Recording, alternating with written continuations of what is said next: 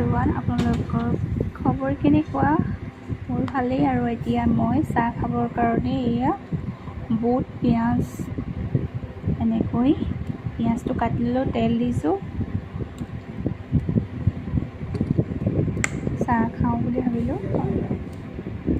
মইনো কেনেকৈ বুট আৰু পাপৰ 2-3 মিনিটত কেনেকৈ বনাওঁ চাই লওঁ ভিডিঅ'টো শেষলৈকে।